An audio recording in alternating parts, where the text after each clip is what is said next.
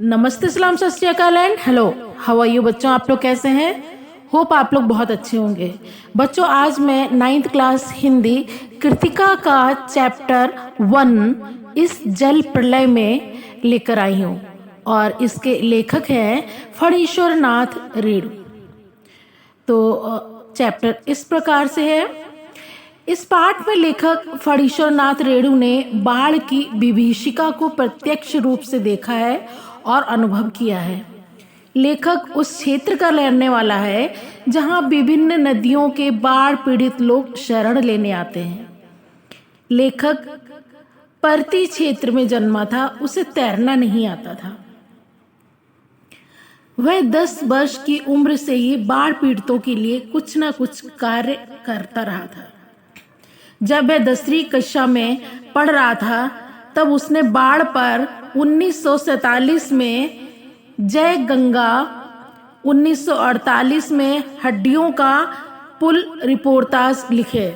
गांव में रहकर उसने बाढ़ की प्रलय को देखा सुना तो था, पर 1967 में पटना में आई बाढ़ को उसने देखा और भोगा भी, वह भी आम आदमी की तरह। ये अनुभव उसने पटना के गोलघर इलाके में रहकर प्राप्त किया था। 1967 में पटना में लगातार 18 घंटे जोरदार वर्षा हुई, जिससे पटना का पश्चिमी इलाका छाती भर पानी में डूब गया। इस वर्षा में पुनपुन नदी का पानी राजेंद्र नगर, कंकड़बाग और निचले क्षेत्रों में भर गया। बाढ़ के समय लोग ईंधन, आलू, मोमबत्ती, दिया सलाई, सिगरेट, पीने का पानी, कंपोस्ट जैसी दैनिक उपयोग में आने वाली वस्तुओं को एकत्रित करने लगे। बाढ़ का पानी शहर में बढ़ता ही जा रहा था। सुबह तक राजभवन, मुख्यमंत्री निवास, दोपहर तक गोलघर जल से घिर चुका था। लेखक अपने मित्र के साथ बाढ़ का आकलन करने और कॉफी पीने जाना चाहता था, परंतु कॉफी हाउस बंद था। अन्य लोग भी अपने अपने तरीके से बाढ़ की विभीषिका देखने निकल पड़े और तरह तरह के अनुमान लगाने लगे। सड़क की ओर बढ़ते पानी को देख लेखक ने अपने मित्र से कहा कि आगे जाने की जरूरत नहीं है। मृत्यु के तरल दूत को आता देखकर, बच्चों यहाँ पर बाढ़ के पानी को मृत्यु का तरल दूत कहा गया है, क्योंकि इस तरल दूत ये व्यक्तियों को बहाकर ले जाता है, डुबो देता है। इसलिए ये जो दूत है वो मृत्यु का दूत है।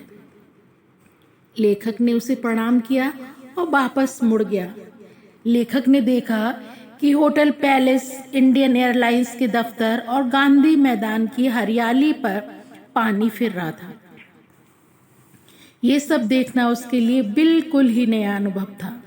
गांधी मैदान की रेलिंग पकड़े लोग यूं ही खड़े थे जैसे रामलीला का राम रथ यहाँ से ही गुजरने वाला हो। चारों ओर बाढ़ का गेरुआ पानी ही पानी दिखाई दे रहा था। रेडियो और जनसंपर्क विभाग की गाड़ियां लोगों को बाढ़ के लिए बार बार सावधान कर रही थीं। लोगों में सुरक्षित स्थान पर पहुंचने की जल्दी थी। वे अपना अपना जरूरी सामान रिक्शा, टमटम, ट्रक और टेम्पो पर लादे चले जा रहे थे।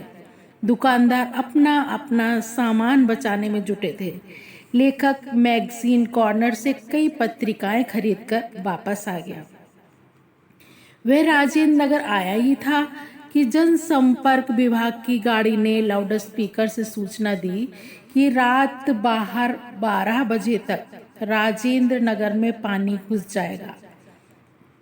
बाढ़ की चिंता से ग्रस्त लेखक पुरानी स्मृतियों में खो गया। उसे 1949 की महानंदा की बाढ़, 1947 की बाढ़ पीड़ित क्षेत्र की यात्रा, 1937 में सिमरवनी शंकरपुर की बाढ़ और 1967 में पुनपुन नदी के पानी का राजेंद्र नगर में घुसने से उत्पन्न स्थितियां एक एक कर याद आने लगी। उस दिन भी राजेंद्र नगर के लोग रत जगा करते रहे। 2:30 बजे तक पानी नहीं आया। लेखक सोने की चेष्टा करता रहा, पर उसे नींद नहीं आ रही थी। 5:30 बजे अचानक उठे शोर को सुनकर लेखक की तंद्रा टूट गई। चारों ओर बाढ़ के पानी के घुसने का शोर था। लेखक ने देखा कि पश्चिम की ओर थाने के सामने मोटा डोरा की शक्ल में मुंह में झाग फेन लिए पानी आ रहा है। लेखक छत पर चला गया। वह सोचने लगा कि उसके पास यदि कैमरा टेप रिकॉर्डर होता तो इस दृश्य को कैद कर देता। वह लिख भी नहीं सकता क्योंकि उसकी कलम चोरी हो चुकी थी, और क्योंकि उसकी कलम चोरी हो चुकी थी तो उसको इस अनुभव को भोगने का मौका भी मिला। तो बच्चों, ये था आज का पाठ इस जल प्रलय में। होप आप लोगों को इस पाठ को अच्छे में समझ में आया होगा।